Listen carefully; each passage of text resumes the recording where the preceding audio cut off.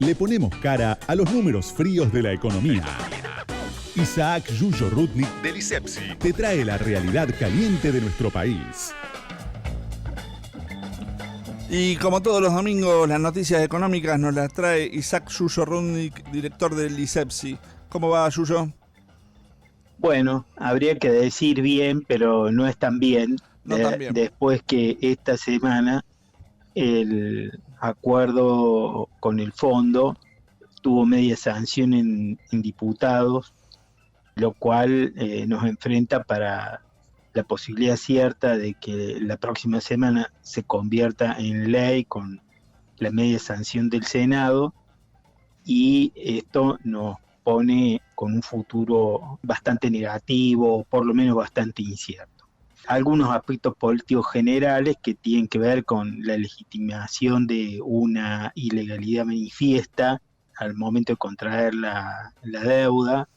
El gobierno encaró todo el proceso de negociación como una situación sin alternativa, de que había que acordar, o sea, había que legitimar la deuda.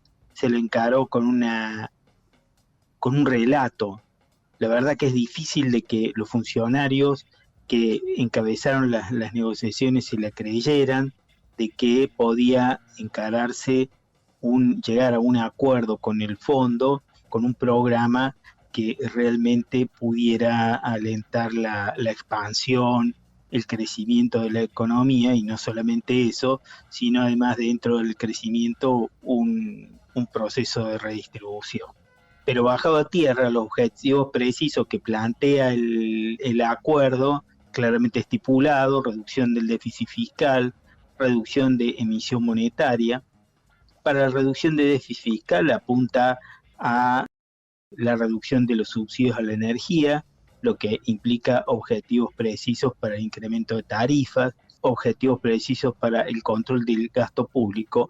Hay que tener en cuenta que el gasto público, a través de los incrementos en algunos gastos de educación, de salud y de obra pública, fueron los motores de la fuerte reactivación o recuperación del año pasado. No es que hubo fuerte inversión privada, digamos, el motor fue el gasto público. Entonces no hay manera de entender el cumplimiento de estos objetivos de reducción, de contracción del gasto público, de incremento de tarifas, en el marco del impulso de una continuidad de la expansión económica, que es uno de los relatos principales que levanta el gobierno, que este acuerdo con el fondo va a permitir expansión y desarrollo de la economía del país. Pero esto hay que agregarle dos aspectos de contexto. Uno, el contexto internacional incierto, influida por la guerra, o sea, principales variables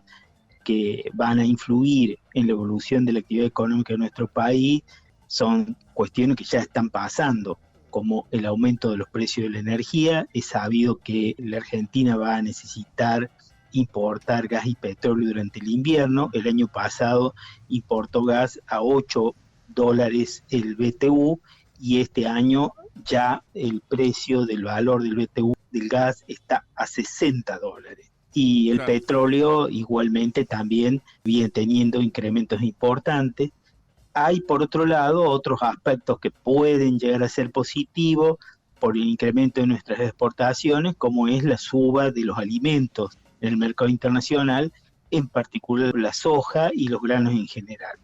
Pero además es importante entender el contexto interno. Nosotros en el país tuvimos el año pasado una recuperación de 10 puntos, una recuperación inesperadamente alta. Pero fíjate cuáles son las cifras que arroja el primer mes del año, que publicó el INDEC también durante esta semana. El índice de producción industrial de enero en baja. La actividad industrial en enero respecto al mes anterior, una baja del 5%, y la construcción una baja también del 5%. Con lo cual, esto no significa de que esta baja se va a continuar en los mismos niveles y vamos inevitablemente en un camino de recesión para el próximo año.